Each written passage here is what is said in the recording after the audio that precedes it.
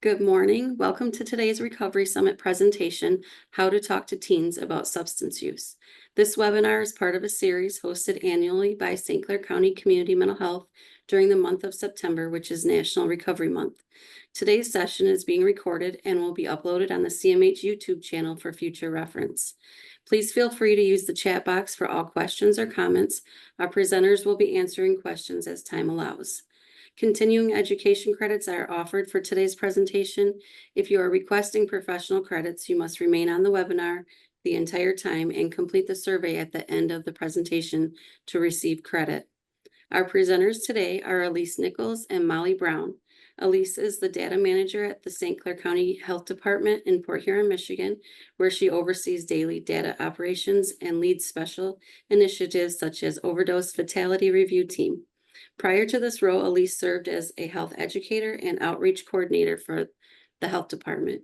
In her public health career, she has educated the community on a wide range of topics, including infant safe sleep, teen pregnancy prevention, youth substance use, and COVID-19. Molly is a health educator at the St. Clair Health Department in Port Huron, Michigan. She graduated from Saginaw Valley State University with a Bachelor's of Arts in Education. She has experience in program development and outreach education. Welcome, Elise and Molly. Hi, thank you for having us. So my name's Elise. I'm the data manager. So I am a white woman. I have dark brown long hair, and I'm wearing a white shirt today. My name is Molly. I'm a health educator with the health department. I identify as a white woman with long brown hair, and I'm also wearing a white shirt. So today we're going to talk, this talk is going to be about how to talk to your teens about substance use. So we're going to roll right into the presentation. But before we do, we want to just get a sense of who's in the audience. So if you could just put in the chat what your role is today. Are you coming in as a parent, a professional? Are you a teacher, mental health specialist? We'd just love to know who's in the audience so we can maybe tailor it a little bit more in real time for you. As case manager, lots of social workers, clinical coordinator for wraparound. So it looks like a lot of CMH folks, nurse practitioners. Okay, so a lot of professionals on the call today. Great, it's great to see. Thank you. The learning objectives for this presentation are to be able to talk to your teens about the implications of substance use and the importance of prevention, and to identify the warning signs of teen substance use. Our goal is for you to feel prepared and comfortable with this topic at the end of this presentation. All right, so let's jump into it. So again, this presentation is how to talk to your teens about substance use, but we are professionals who work in St. Clair County. So our focus is this county. And I think it's important to center ourselves. Again, I'm a data manager, so I think data is important, but to center ourselves on the data, because I think sometimes there's perceptions that that substance use maybe is out of control, or this is happening more than it really is, or it is higher than what we think it is. So it's good to center ourselves with the data. So here are the top 4 substances used by youth in St. Clair County. So first and foremost is vaping. I don't think that's a surprise to anybody. Nearly 14% of our youth in St. Clair County reported vaping in the last 30 days. Second was marijuana use, just about 12% reported using in the last 30 days. Alcohol followed in third, just over 10%. And then fourth percent is kind of a distant fourth in line, but prescription drugs rounding out that top 4 at 6%. And we'll talk a little bit in a second about why those prescription drugs are so important. We've been seeing some changes in the data when it comes to prescription drug use amongst our teen population. All right, so I don't know how many people are familiar with the MyFi, but it's a survey that's done every other year, and schools can either opt in or out.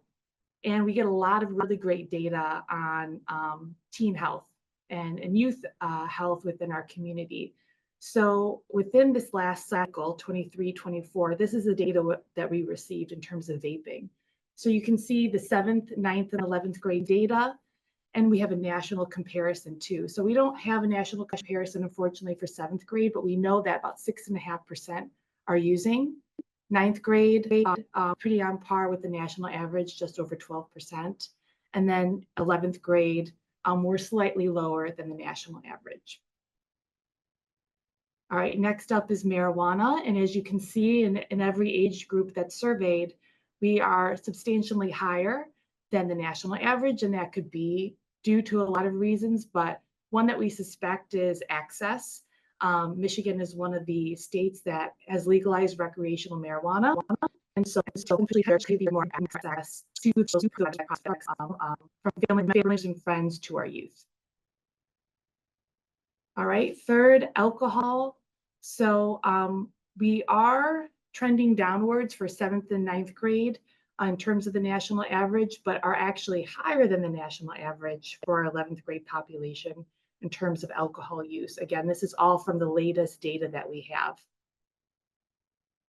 And last but not least, prescription drug use. Again, another reason why we included prescription drugs as one of the top drugs in this presentation. It is substantially higher, how am I trying to say here?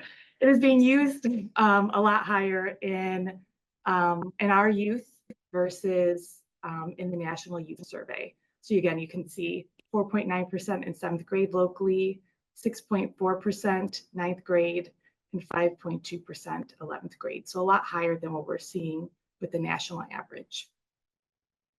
So again, that was from last cycle MiFi, right, 23-24.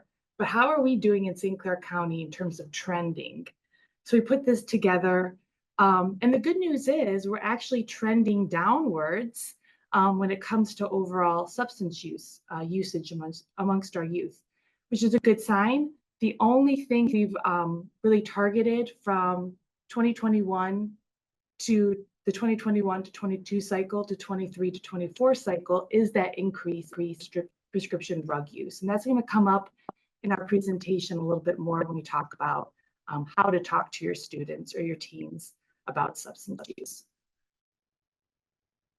So now that you have the data and what's being used and what age groups it's being used in, we want to talk about the theory that this is just experimentation and that they're teens, and say that this is not the time for experimentation. We want to focus on the vulnerability of the teenage population. They are especially vulnerable because their internal reward system is still being developed within the brain. So their ability to bounce back after trying some of these substances is not as possible potentially as it would be in adulthood. The substances will affect their ability to bounce back. So 90% of addictions actually begin in adolescence because they're so vulnerable. And these substances can have long-term implications for their brain development. This prefrontal cortex is the last part of the brain to develop, and it's not fully developed until they're in their mid-20s. So starting as a teenager can affect the development on this portion of the brain. This is where problem solving happens. This is the part of your brain that helps you to make decisions. This is the part of the brain that's going to help with impulse control. These are all things that are not fully formed yet, which makes adolescents a little bit more vulnerable, but you also have to see how important this is for it to fully form, for them to become mature, full functioning adults that can reason their way through this process. So this is not the time to experiment and try these drugs. Also, teenagers have this overactive impulse for pleasure seeking without this part of the brain being fully formed. So it's a little bit harder to back away once they've tried that. If they've gotten a large dopamine release, it's more intense that they're going to want to go back and seek that out again later. So again, long-term difficulties can occur from trying this out as experimentation in adolescence. It's a very vulnerable time. And so I just want to take a quick moment here. Christy, it seems like some people are having audio issues. They're saying it's choppy. Are you hearing that too? Just a little bit. Every now and then it'll come in and it'll just be a little choppy, then it clears up. So Okay. just a little, but Okay. it seems All right. clear right now. Okay. All right. All right. Sorry, guys. There's always something, right? So parents, you're a bigger influence than you think. Let's go on to the next slide. Experts have said, and we have some quotes here from some leading organizations, but The one I like the best is at the bottom here. Keep in mind that teens say that when it comes to substances, their parents are the most important influence. That's why it's important to talk and listen to your teen. So try to talk a lot. And this is a partnership to end addiction. And I know sometimes there's this misconception, or there's this, this thought that I'm this uncool parent and I don't know if my kids are really listening to what I'm saying.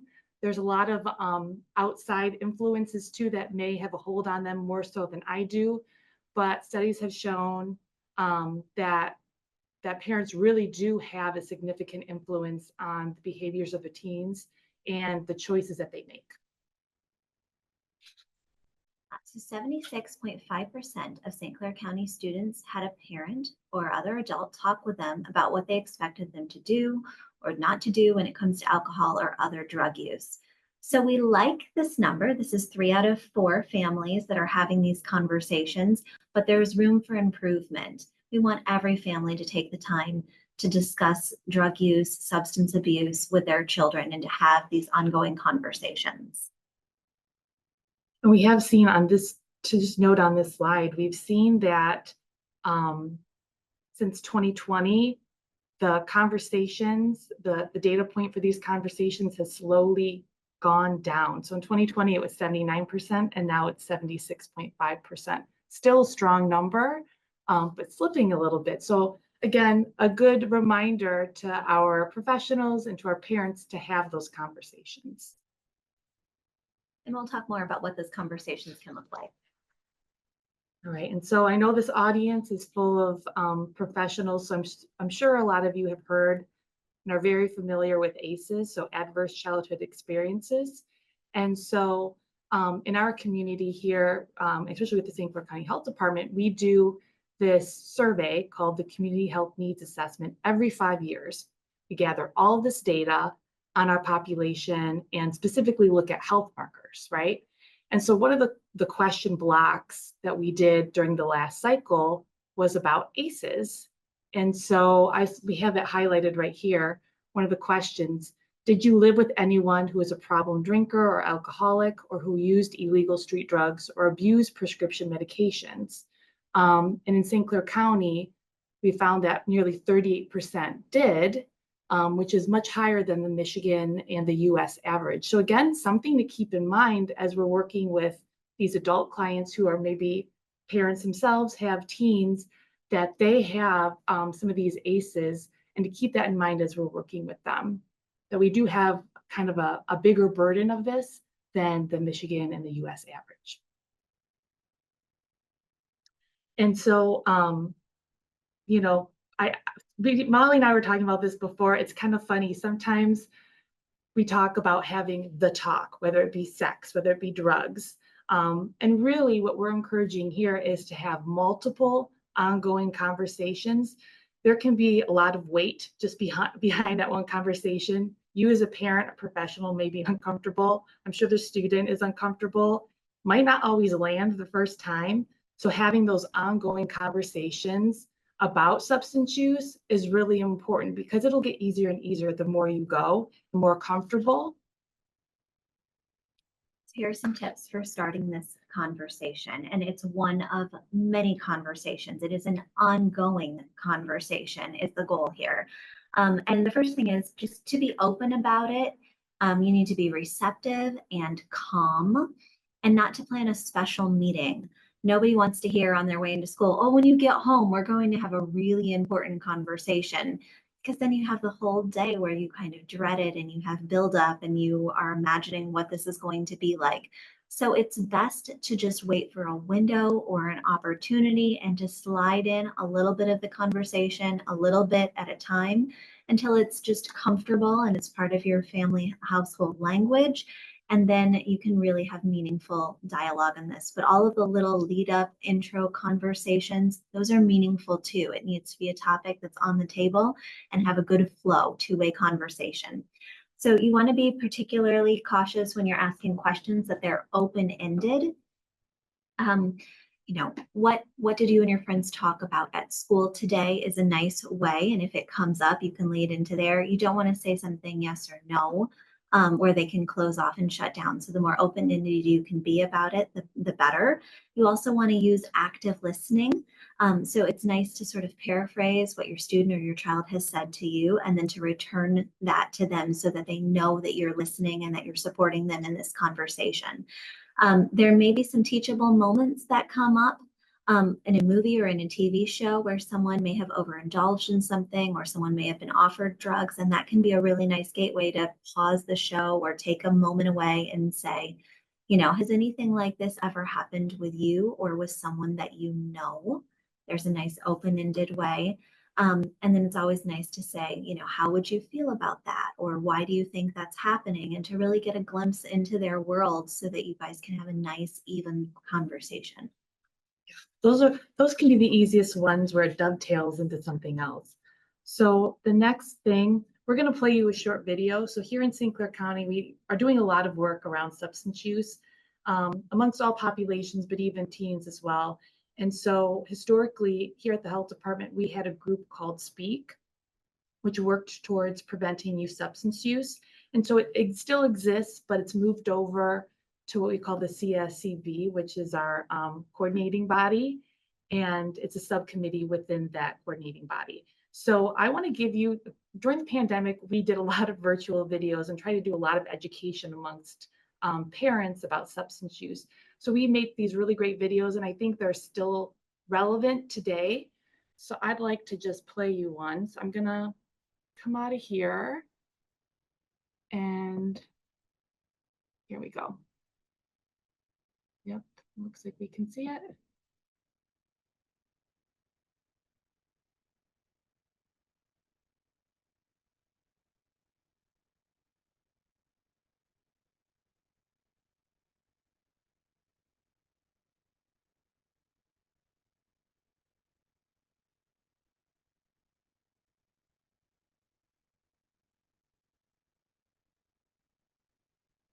See.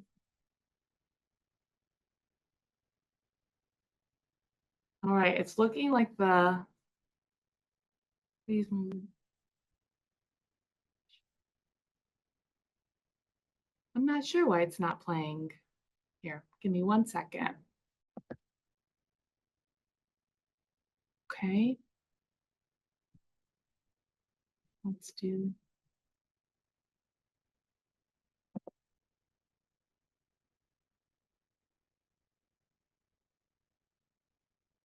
So Let's see here.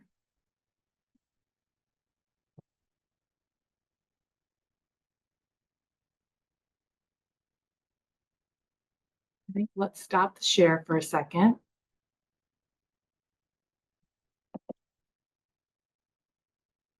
Then we'll go back in.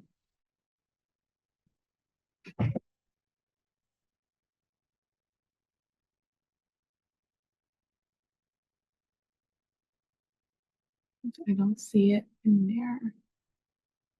Oh, it's right there.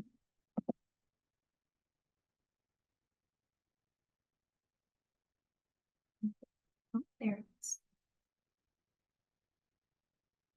Your screen sharing, yes. We're screen sharing. Sorry, guys. Let's copy and paste this in. We thought we had this all squared away, right? It's always like this.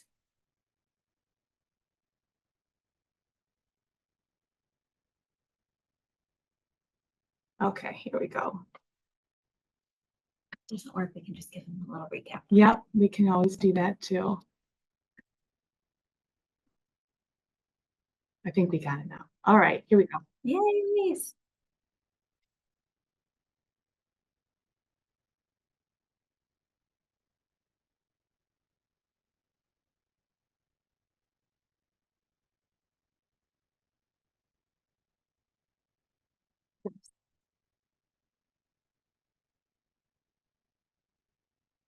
Okay.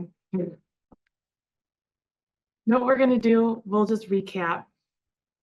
We will recap. Here, let's get back in there.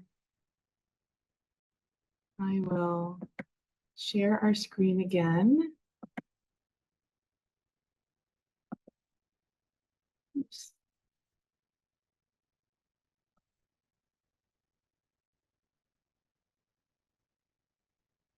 copy the link, watch it later. It's a great video. But Mike says in the video that he is kind of a big guy. And he says that only 7% of what you're saying is coming out of your words. Most of what you're saying is conveyed by your tone or by your body language. And one of the things that you can do to be more approachable is to make sure that you're very conscious of your tone. You can give yourself the moments that you need to recover or regroup. If you've gotten home from work or if you have a difficult conversation, you can stay away from heated moments so that your tone is approachable. And then the same thing with your body language, especially if you're, 6'5" and 250 pounds and you have really broad shoulders. You might not want to stand over your children when you're talking to them. You might want to sit down or even get on the floor if you have very young kids so that you're closer to their size, so that you're more at eye level, just so that you're more approachable. And they're talking about how that approachability can open up conversations and how you just have to be conscientious of the whole picture if you want to have great conversations with your kids. All right, we'll go to the next slide. Thanks everybody for hanging with us. I see, I'll drop the link. the We'll link put the in link there, and then we have a whole playlist that's called Parents Perspective too. That might be interesting for you to look at. So I'll put that in the chat too. So what are some other ways that you can initiate a conversation about substance use? And if you want to, put your thoughts and just drop them in our chat box, we can kind of share those and have a conversation about that for a minute. Remember that you want this to be positive. You want it to be comfortable. We're looking for some nice conversation starters.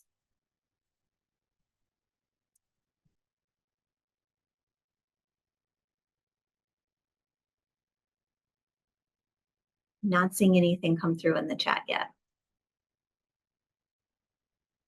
Ask, what have you heard about? That's a great open-ended phrase. Yes. Tell me what you know about. Absolutely. Seeing where their knowledge base is. That's a great idea. You might learn something. I like to hear what they know or what they have heard. When your kids ask you questions, did you know anyone who does this? X, whatever the substance might be. Tell your ideas about this. Yep. Tell me your ideas about this. What questions do you have about? Yeah. Another one you can say is, has anything at school happened like this? Have there been any consequences for this person?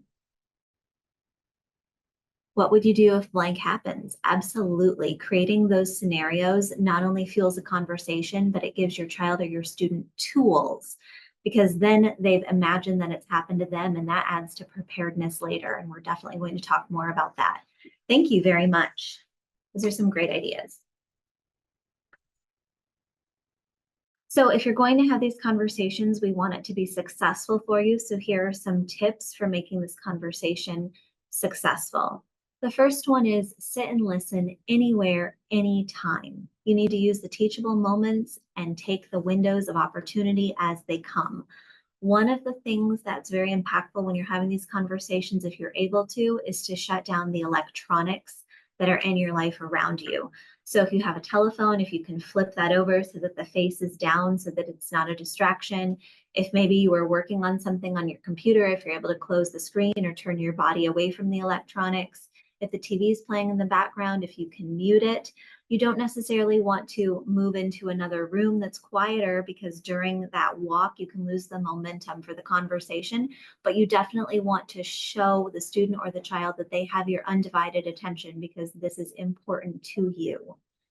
Another thing that you can do is share your own life experiences, and those can be good or they can be bad. Sometimes we've heard that there's hesitation for people to share their own life experiences if they used or if they are currently using and struggling, but that's not necessarily the case. If you want more for your child or your student, letting them know that that's your desire for them is a wonderful way to have these conversations. If you're struggling, then you can say, I am smoking and I am struggling to quit. It's very difficult to step away from this. It is an addiction, but it's very costly. It's hard on my health. I wish that I could stop doing this, and I'm trying, and I don't want you to pick up this habit. I don't want your clothes to smell like this. That's why I'm trying to do it outside. to have those conversations. Your kids are smart. They're more receptive to honesty. So just being honest throughout these conversations, not only about what your experiences have been, but what your hopes are for them and what you want for them.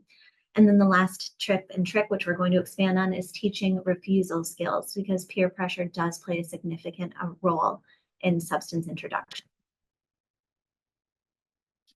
So on to refusal skills. The first thing that you might want to teach your student or your child to do is to give a reason. So having these practice conversations like we just did with the chat, how would you respond to, what would you do if, teaching them about reasons. And that can be whatever is relevant to your child. So it can be anything from, I'm on the basketball team and I'll get kicked off if I'm caught using, to I have a really big test to study for, I don't want to do that. Or we don't do that at my house, it's not acceptable and I'm not willing to take that risk. So whatever the reason is, let them have a toolbox full of reasons so that they're ready, because this will happen eventually at some time in some place, and it's best that they are prepared. Again, honesty, arming with honesty for consistency is a great tool. They don't need to lie. They don't need to say that they have to be somewhere that they don't. They need to be honest and they need to be firm. I like the gal in our picture because she's saying no with every inch of her body. I'm not going back right now to ask her again. So being firm and having confidence and using their body language and their tone as part of their message is a skill that you can help them to teach and to perfect. They can practice this with you. Practice makes perfect. Having that memory will help them to be stronger in their responses. They can suggest another activity. If this is a group of friends that they have been close to, that they like, that they don't want to be ostracized from in the moment, they can suggest another activity, preferably a public activity. So not going down to the basement to play video games where it's, kind of hidden away and they could, be subject to additional pressure, but maybe going to a public place, like going out to dinner at a well-visited restaurant instead, or going for an ice cream at a public ice cream parlor where you're not going to be doing those activities inside. That can be a nice way to allow them to be included in the moment, but to get away from what they're being offered. And then they need to understand that they have to be prepared to say no again. Sometimes it's a pressure situation. Sometimes teenagers or other children, because this can start quite young. We're getting data from students in 7th grade, but that doesn't mean that there isn't exposure in 6th grade and in 5th grade. I have a child in 3rd grade. She has had exposure. We've had to have these conversations based on a note that came home from school. So being prepared to say no again. In this case, it was a student that brought a substance to school because it was of high value in their home. Their parents really enjoyed it. They put a lot of weight on it. And he thought that, by sharing this, he was doing a kindness. So sometimes students will reoffer again and again to their peers because they're looking to share something that they think is a good thing. So they need to be prepared to say no in multiple situations, multiple times, maybe even more than once to the same individual. And I'm just monitoring the chat here. And Leslie, I love your comment. She says, I've also offered for my child to blame me if he felt his no wasn't enough or he felt pressured. I encourage my son to stand up for himself, but I also want him to always have an out. This is something we've heard like several times is it's nice for our teens to have that experience or at least that thought in their head about how I would handle the situation and kind of have that mapped out in their head before it happens. So if I'm a basketball player and I know that the consequence for me is I'm going to get kicked off the basketball team or I'm going to have to miss 5 games, there's my excuse. Or if, name your thing, my mom will kill me. Whatever it is, they already have it in their brain. So when it happens, they're ready. And it's not the first time they're hearing it and they're kind of having to make decisions on the spot and have to have an excuse on the spot. They kind of have it in their back pocket. Mm-hmm. Athletes can use sports teams, right? I know there's so many different options for them, but just having it already be embedded in their brain before and practicing it together. Yeah, is really helpful. So along the lines of practicing, we don't want to make this a lecture. You don't want to resist this urge to lecture. have it be a part of practice, have it be a fluid conversation, have it be something that you pick up and you talk about for a little bit, and then you move on to the next part, and a couple days later, it circles back. So ongoing conversations. You want to be mindful of family history. It can be difficult if you're talking with your son or daughter, or if you're talking to a student, if they have a family history of this, especially like maybe, mom is a user and the child is living with dad. You don't want them to feel like you're, slighting the parent that's having a difficulty. So just be respectful of the full situation, especially if they're having some struggles, and be supportive of the person that's trying to do better if there's the opportunity to do that, and always fall back on what you really want for them, what the hope is for them, what they can learn from what's going on around them. And if, again, being open-ended, they will give you the content to build on if those questions are open-ended. And always talk about the consequences. Educate your child, and they can use that education to form strong opinions and good reasons that they can share with their peers, their health, their relationships, their activities, school sports, National Honor Society, their dreams for the future, what they need to be and how they want to get there. So just have those ongoing repetitive conversations, short bursts that make big differences. Yeah, and one that we didn't put on here, but we hear often is the financial consequences of using substances. It's expensive, right? So that's another burden that could come into play in terms of consequences. All right, so some preventative strategies. So I think first and foremost, know your teen's activities. So again, from the parent perspective, the guardian perspective, you know your teen better than anybody else. So if something is off, I'm sure you're gonna kind of pick up on it and you can address it. But knowing their activities and knowing their routines and their whereabouts. And something that Molly and I were talking about earlier is it's nice to know your teen's friends, but also the family. And we touched on this in the data portion. We see an increased level of usage amongst our teens, especially when it comes to prescription drugs, marijuana, which is legal, right? So kind of establishing some relationships with those families, seeing, what are the expectations in that household, right? Is there recreational marijuana happening there? Am I okay with that? Am I okay with my child potentially being exposed to that? Having those conversations and those relationships are really helpful. Kind of goes beyond just knowing the teen's friends. It's kind of that extended network as well. Establish rules and consequences. So oftentimes our teens like to push the limits of what they can do and see how far they can push you as a parent or as a professional. But it's really important that you establish clear rules so that they know where the limit is. And I think most times you'll see they're going to rise to the occasion and they're going to kind of meet the moment when it comes to that. And if they don't, then we need to have those consequences in place that we had already discussed. And then again, we already kind of covered the knowing your teen's friends and extended network as well. And then one other thing just to add to that is we keep saying teen here, but some of these things can be and really should be started much earlier. So we're focusing on teens because that's where our data comes from, but you can start with knowing your children's activities. You can have a family calendar so that they're in the habit of always sharing with you what they are or what they're doing. Having rules and consequences can start at toddlers. If you always have follow through, then when your kids become teenagers, they know there will be follow through. So there's the opportunity to start implementing these strategies with younger children and building on them so that it's not a sudden wind change when your children become teens, so that they're more receptive. It's just part of your family culture. And that's really ideal if you have a family culture that can be cultivated for openness and discussion to help them be prepared as they move into adulthood and face these situations. Yeah, Molly makes a great point. The data starts for that MyFi survey, like I said earlier, it starts at 7th grade. We start surveying at 7th grade. And we know already at 7th grade, there's some usage there. So the earlier, the better to have these conversations. All right.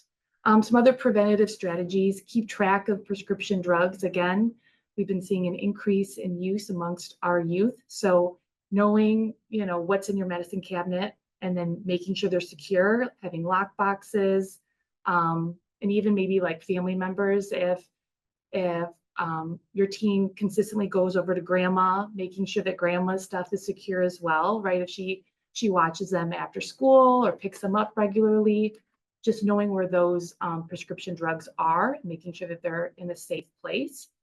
Providing support. I know we talk a lot about don't do this, don't do that, but also offering praise when your student's doing something great. And so if they won a basketball game or they're in the NHS or they got a great grade, really acknowledging that. I think that can help the bond between student and parent. Also professional and parent, or professional parent and professional and student as well. And then set a good example. So we've kind of talked about this before. If you drink, do so in moderation. If you use prescription drugs, use them as directed. Don't use illicit drugs. However, we realize that's not everybody's situation. So if you're not able to set an example like you would like for your student, maybe you smoke cigarettes, maybe you do, name your vice, have that conversation about why you want better for them. I do this, but it's a financial toll. I started doing this maybe when I was a teen myself. I was struggling. I don't want that for you, right?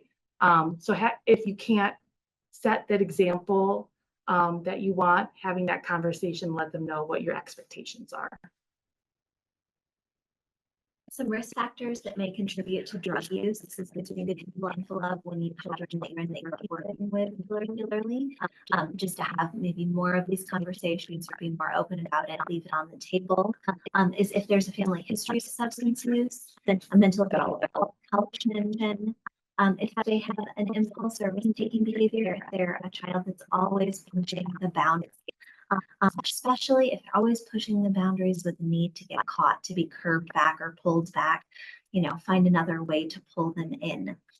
Traumatic events, those can be as simple as, a child that witnessed a car accident and then it comes back and they have issues with it later. So if you're aware that there's been trauma, to make sure that they did receive the counseling services that are necessary to help them process that, so that they know where to go if that becomes an issue for them later in life, that there is a solution outside of self-medicating.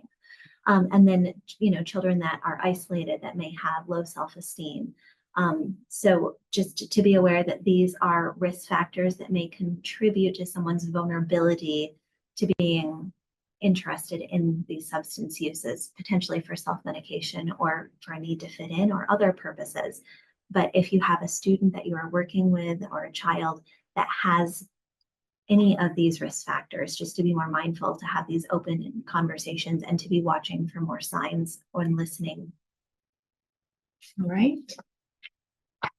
So signs of drug use. So we've kind of employed these strategies, right? Maybe we've had these conversations, we've tried some of these prevention techniques, but then, maybe there is some drug use. What are some signs for you as a parent or professional?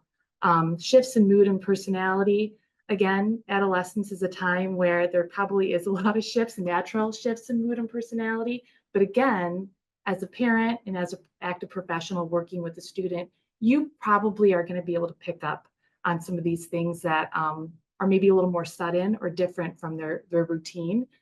So sullen, withdrawn, or depressed, less motivated, silent, uncommunicative, hostile, angry, uncooperative, deceitful or secretive, unable to focus, a sudden loss of inhibitions, hyperactive, or unusually elated.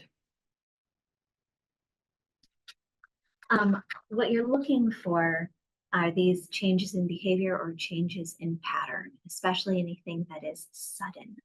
So if they have a different friend group, if they don't want to socialize with family, which has been, a constant in your life, absenteeism or loss of interest in things that they were interested in before. Your child never wanted to go to school and they still don't want to go to school. That's not an indicator, but if this is a brand new thing, that's an indicator. Avoiding eye contact with you, not wanting to have those deep personal conversations. If that's been a part of your routine and all of a sudden that's different, if they're looking again to get away, to hide, to be behind a locked door, or to have a lot of privacy in a way that that hasn't been experienced by your household before. Again, absent from your household, disappearing, going somewhere, not telling you where, unaccounted for time, breaking rules, making lots of excuses, especially excuses that don't add up or that don't make sense or aren't consistent with your child's interests previously. If they're looking for over-the-counter products that would change their appearance, whether that's concealer for their body or for their face, and that wasn't something that they wanted previously, or something to reduce eye redness. If they're having a lot of nosebleeds and they're looking for a way to reduce that, that's something to pay attention to.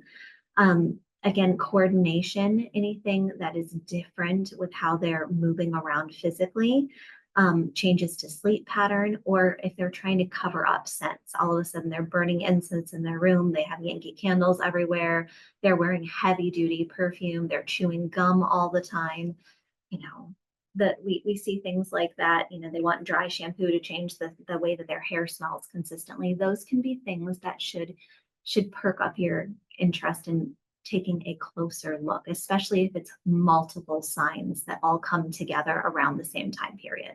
Yeah, it's a good point. It probably is not going to just be one thing. It's probably going to be a couple of things that make you question and have a conversation about what's going on if you see some of these signs. Other things too are hygiene and appearance. So the smell of smoke or other unusual smells on the breath or on the clothes. Again, they may be using mints or perfume to try to cover those smells. Messier than usual appearance. Poor hygiene, not using deodorant, maybe not showering as often as they should. Frequently red or flushed cheeks or face.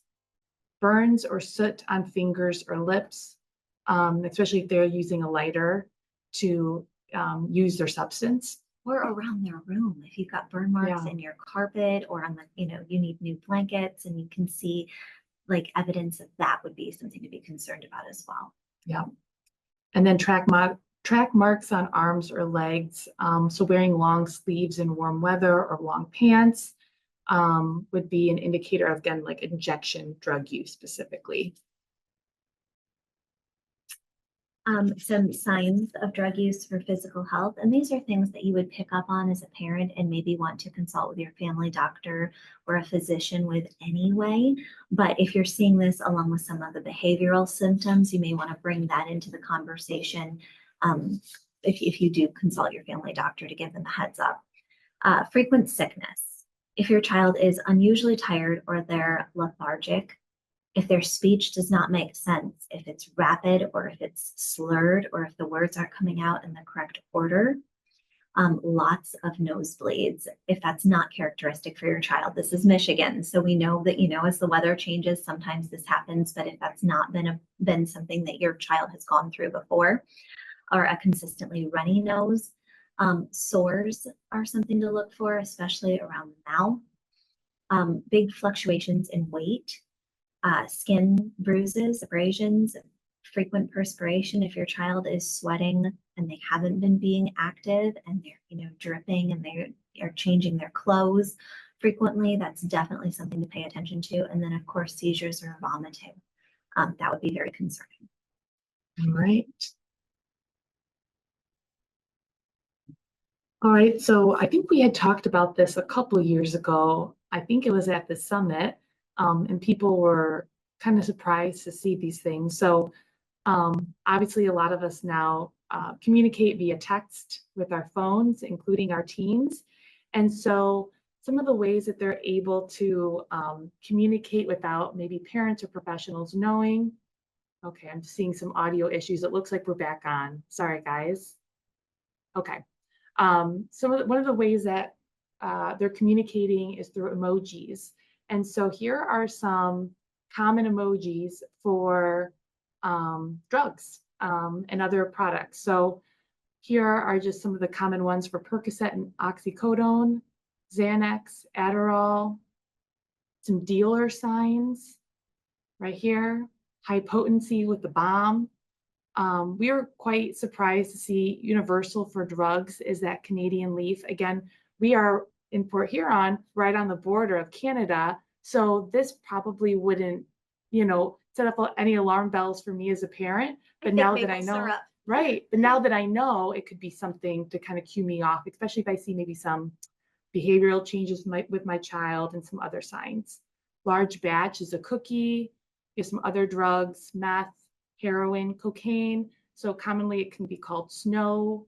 So you see like the snow emoji, the multiple snow kind of cloud, the snowman, 8-ball, MDMA and mollies, which is like club drugs, mushrooms, pretty self-explanatory, cough syrup, and marijuana. So again, another tool in your toolbox as a parent or professional, you see different things, they may add up to something that is not just kind of innocuous and nothing, but it could be a sign of substance use. And one of the things that I've had asked before is I don't want to look at my child's phone. I don't want them to feel like I'm snooping on them. So one of the get arounds for that we've heard people have some success with is saying, this is the family phone. I'm paying for it. So this is the family phone. And if I need to use it from time to time, or your sibling or your dad needs to use it because our phone isn't charging right, then we're going to do that. And just having that in play, that once in a while your phone is dead and you need to take that phone to work because it's the family phone, so that you sort of have a routine access to it. And that way your child doesn't feel like they're being checked up on. They know that that's not their private personal device, or it gets shared among the siblings. That can help with that. Okay, so let's move on to the next slide. So again, as I referred to at the very beginning, the substance really of choice of our youth is vaping. And I don't think that's a surprise to any of you all on the call today. And so a colleague of ours on the west side of the state did like a hide me vape activity, and she shared it with us. And so this looks like a common maybe drawer for a teen. Maybe they're trying to get together some of their things for school. We just want to take a moment. Can you spot all of the vapes within this drawer? We'll show you at the end, but there's 11 of them. If you can drop it in the chat, if you see them and kind of describe what you see, like the color or the shape of the product. Breeze in front. All right, Jenna, sharp eyes. What else are we seeing? Yellow and blue, the highlighter. Yellow Mr. Vapor.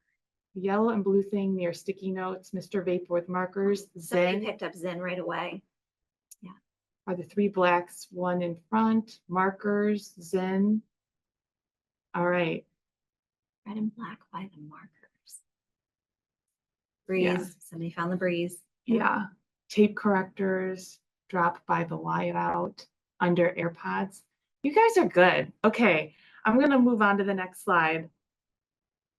All right, so here is all of them kind of highlighted. And you're right, even in the back, you guys spotted those that Zen pack.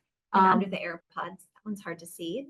Yeah, some of them kind of blend in because they're black and that drawer is black. But again, think about maybe someone's backpack or their drawer. If they have a desk in school or their locker, it might blend right in.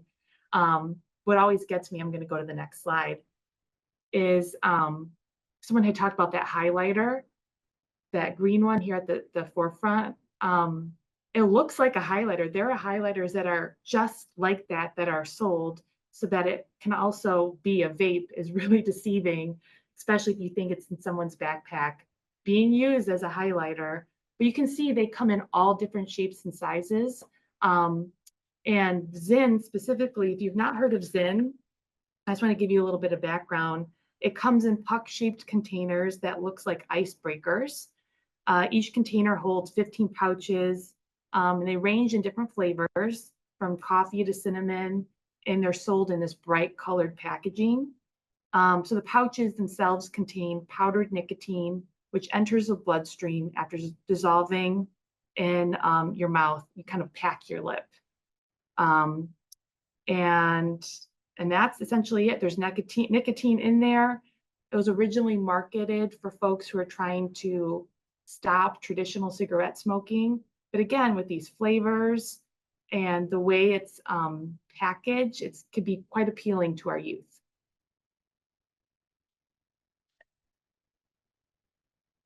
So we did a little internet search before we put this presentation together to see what we could order online and have shipped directly to us. So here were some of the products that we came up with. And the one in the middle, this UL, looks kind of like the other vapes that we were seeing, but there are some that look a little bit more like a perfume bottle, like this one on the far right. I know AirPods are not as big a thing as they used to be, but I do think that this pink one down there sort of looks like a music playing device. Maybe that's dated, but it doesn't look like the vapes that we were looking at in our Hide It image. We have the black one, which again looks kind of like a highlighter. And then we're going to talk about the refills and the flavors, because flavors that are marketed for younger audiences. Candy King, and then the Rocket Pop. This was a new one that came out closer to 4th of July. You get the Rocket Pop flavored. So you're not looking necessarily at the traditional taste or the traditional smell. And the products come in a variety of shapes and sizes. Some of them even look a little bit more like toys.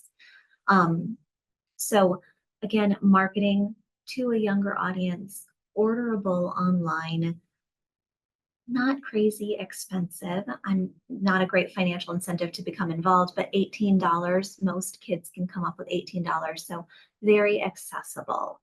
So another reason to really push having these conversations about vaping, just because it tastes like candy doesn't mean it is like candy. It just, because it doesn't leave you smelling bad doesn't mean that it doesn't leave, grossness throughout your body. It's a vapor. It's like breathing in hairspray. There are some really good YouTube videos about how dense this is and how hard it is on your lungs. And it's okay to share that education with students or children in your life that may be vulnerable to becoming involved in using some of these substances.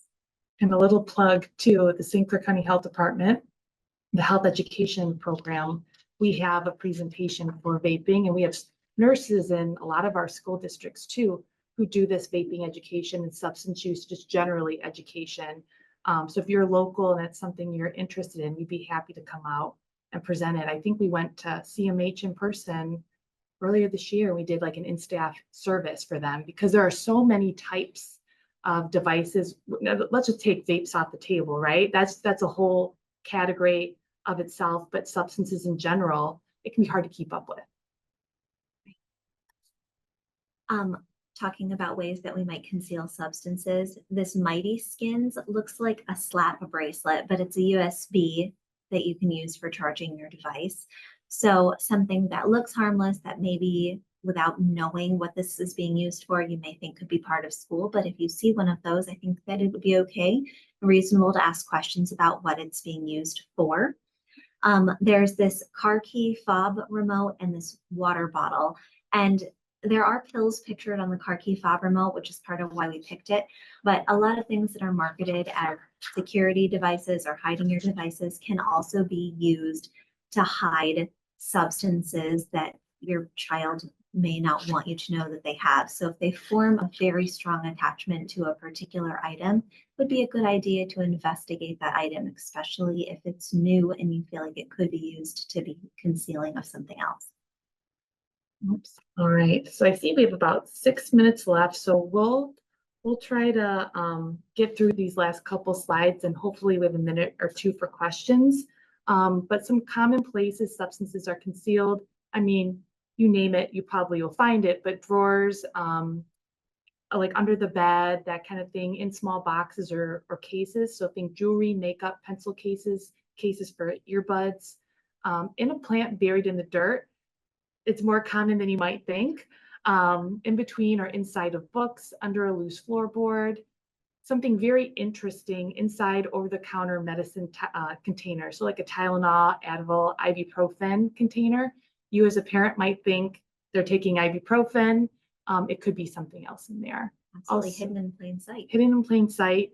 And then inside empty candy bags such as M&Ms or Skittles. So again, seeing like these same packages over and over again, like the M&Ms or the Tylenol, container over and over again, like, okay, maybe I need to take a closer look at that as a parent. So this is a scenario. If you find a disposable vape pen in your teenager's coat pocket when you're doing laundry, how do you react or handle that situation? You could just drop a couple of your ideas or your thoughts in the chat box just to give, some prep. We're practicing what we preach. We're having the conversation now so that if it happens, you have an idea of how you're going to handle it. Yep. So let's see. And don't have anything coming through yet. Approach them non-judgmentally and not in a confrontational manner. Kids usually deny, so coming in hot isn't the best idea. You're absolutely right. I found this in the laundry. What can you tell me about it? Have an open discussion. No judgment, safe space. Yep. I've talked to a lot of different parents, all demographics, and it's disappointing, and I think a surprise when you do find something, but how you handle that situation is really key. Don't go busting into the room, yelling and screaming. Yep. And again, that open-ended question where you're not coming in an accusatory fashion, it may just be my secret wish as a parent, but it may not be theirs. It may be something that they found and picked up with the intention to throw away because they didn't want anybody else to see it. We found a full pack of cigarettes at the beach this summer, and we talked about it as a family and decided that we should pick them up and throw them away. And I was there because I was the adult, I picked it up. But if I hadn't been there, then my eldest said she would have been the one that would throw them away. So sometimes, you just don't want to come in accusatory because you don't want to damage the relationship. So open-ended. Yeah. And again, that's just your hope, but nice to hear them out. And then, you have the intuition, you would see other signs. So Yes, someone said, I think the most important thing is to know your kid. So you're right. So if you know that your oldest would probably do this, is trying to dispose of it, or maybe the situation's different. You think maybe this is theirs. You kind of know how to handle it a little bit better. All right. So what if you find something? Again, we do all this prevention. We have these talks, but you may find something. How do you handle it? Try to understand why. What do you enjoy about it? Maybe it's a coping mechanism, right? Maybe they're struggling in school. Maybe it's a social thing. Maybe they're kind of using it. We've heard a lot with like anxiety, depression, like maybe using substances to kind of moderate that. How does vaping specifically, if that's the example, how does vaping make you feel? Does it make you feel good? Kind of trying to get to the root of why they're using, and then challenge children on their perceptions of norms. So here in St. Clair County, 86% of St. Clair County high school students are not using vapes. 93% of the middle school students in this county are not using vapes. So overwhelmingly, people are not using it. So maybe sometimes there's this perception, oh, everybody's doing it. Everybody's doing it. That is not the case, right? So coming back to them with some facts and some data could help change their perception about what's really happening in their school and in their friend group as well. All right, so I just wanted to provide you with some resources. I think we'd be remiss if we didn't provide any resources at the end of this. So My Life, My Quit, that is something that is through MDHHS and for vaping and or tobacco use for teens. And they have telephone, online coaching, text, email. So they can really respond and reach out to students however they want to meet them, right? So sometimes there's platforms that are just text or just phone calls, but they're going to meet those students where they're at. We often recommend this one too. This is Quitting. This is a text-based for teens and young adults. It's free and anonymous. Then of course, SAMHSA's National Helpline. It's for everyone. There's a text and call option, free and confidential. And as far as some local resources we have, Teen Health. We have mental health and substance use prevention programming there, mental health, substance use counseling, STI testing, treatment, pregnancy testing. And we also put the resource down here of our personal health clinic. Sometimes when we're using substances, we may not be making the best choices, right? So having some options in terms of like STI treatment testing is important, pregnancy testing, family planning services. We also have an SSP here at the St. Clair County Health Department, which is a syringe service program. And then some honorable mentions, additional resources, Region 10 access line. So if people are looking for treatment, that is kind of their first stop, or should be their first stop. And of course, our partners at Community Mental Health have a lot of programming around this. This is our contact information. This is Lise Nichols and I'm Molly Brown. Our emails are on there. We want to make sure that you can reach out to us if you have any questions. This is very important. We want to see that needle moved so that more people are having these ongoing conversations. We want you to feel equipped and prepared to have the conversations, and we hope that you learned an awful lot with us today. And we know we're very close to at time, but are there any questions that we could address here that would benefit everybody? Yeah, Christy, I know we're right at 11. Can we take a couple questions, or are we out of time for the next session? No, you can take some questions. Go ahead. All right. Does anybody have anything? I see a lot of thank yous. Thank you, everybody, for hopping on. We appreciate it. It is Friday morning, so thank you for taking the time to be with us today. Can you go back to the previous screen, trying to write down numbers? Sure. When you say numbers, you mean phone numbers? And then Christy, I think some people were asking, this presentation will be available after the fact for them to watch over again, right? Yeah, we will post it on the CMH YouTube channel. Also, for the individual that is trying to write down the numbers, we will send out a copy of the PowerPoint slides so they can get the numbers off of there also. That was a lot of the questions. Mhm. All right, thank you, guys. It doesn't look like we have anything yet. We'll wrap up. Thank you, everybody, for hopping on. Appreciate it. Thank you. I just want to thank Elise and Molly for taking the time to share this very important information with us today. We appreciate it. And to all of you for attending this session, we hope you found the information shared valuable. Today's presentation is one of many webinars scheduled throughout the month of September. To see information and register for additional sessions, please visit our website at www.sccmh.org. Before we wrap up, we would greatly appreciate your feedback on today's presentation. A survey will pop up on your screen shortly, and we kindly ask that you take a few minutes to complete it.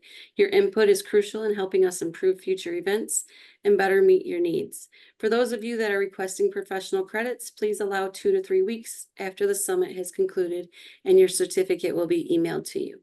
Thanks again for joining us today. We look forward to seeing you next time. Thank you, guys.